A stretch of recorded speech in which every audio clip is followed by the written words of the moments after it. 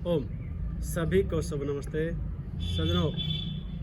आज हम शीर्षासन और मयूरासन, जो दोनों ही आसनों के राजा हैं। शीर्षासन भी आसनों का राजा है और मयूरासन क्योंकि हमारा भारतीय राष्ट्रीय पक्षी जो मोर है उसका जैसा हाजमा रहता है, वो सांप तक को भी खा जाता है और दूसरे जीव जंतुओं को खा जाता है। इतना डाइजेशन उसका स्ट्रांग होता है, वैसा ही डाइजेशन हमारा हो जाए, ना हमें शुगर रहे ना डायबिटीज रहे। किसी को प्रसाद में भी थोड़ी मिठाई मिली, ना जी मैं तो शुगर बढ़ जाएगी, मैं नहीं खा पाऊंगा, वो मन महसूस के रह जाते हैं। वो स्थिति नहीं रहेगी।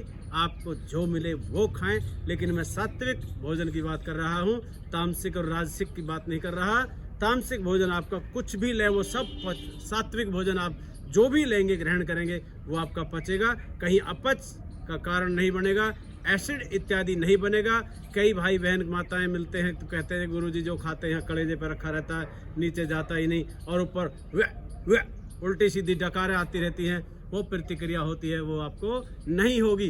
तो उसके लिए मैं ये 2 आसन बताने जा रहा हूँ, लेकिन ये भी ध्यान रखना इन 2 आसनों को करके कहीं हमारे जो वरिष्ठ नागरिक हैं वो हानि को प्राप्त ना हो जाएं। ये युवा पीढ़ी के लिए है।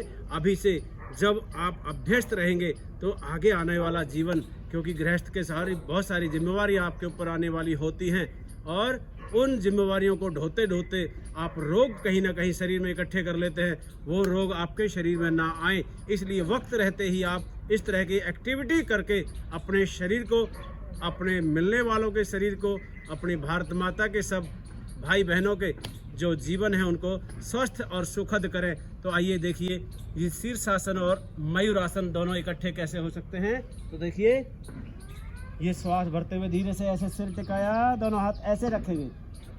वैसे शीर्षासन में इंटरलॉक करते हैं, लेकिन मैं दूसरी विधि से कर रहा हूँ। यहाँ पे श्वास भरा और दोनों पैरों को ऐसे उठाया धीरे धीरे और ये ले गए ऊपर।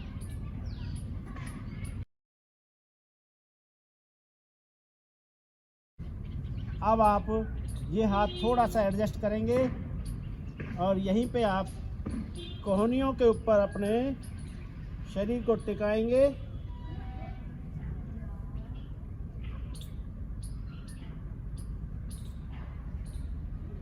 ये आपका हो गया मयूरासन।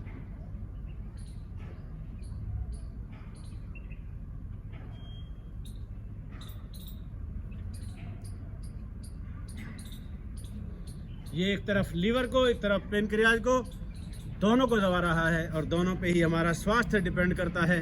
लीवर स्वस्थ होगा, पेनक्रियाज स्वस्थ होंगे, फेफड़ों पे वायु है, पूरा शरीर में वायु का दबाव बन रहा है, तो अपान वायु हमारी प्रकुपित होकर के शरीर के अंगों को नहीं सताएगी, वो अपान वायु के रास्ते बाहर होगी और सिर पे ब्लड का प्रेशर आने से सिर की तरफ जो रक्त का प्रभाव बढ़ा था उससे आपका ओज, तेज, दिव्यता, चुस्ती, फुर्ती, चेहरे का जो ग्लो है वो बढ़ेगा और आप ना सिर दर्द से पीड़ित रहेंगे, ना आपको माइग्रेन होगा, ना आपको सर्वाइकल होगा, ना आपको और कोई ऐसी दिक्कत होगी, ना बाल झड़ेंगे, ना ही आपको आँखों पे मोटे मोटे चश्मे चढ़ेंगे। उन सब दिक्कतों से भी आप बचेंगे। लेकिन जिन्हें पहले से कुछ दिक्कतें हैं वो शीर्षासन करने से बचें, उन्हें वो हानि कर सकता है। ये मैं स्वस्थ लोगों की बात कर रहा हूँ, वो करेंगे तो वो आजीवन स्वस्थ ही रह पाएँ, ये मेरी परिकल्पना है। परमात्मा आपके जीवन को सुखद रखे, स्वस्थ रखे। सभी का बहुत बहुत धन्यवाद। शुभ नमस्ते।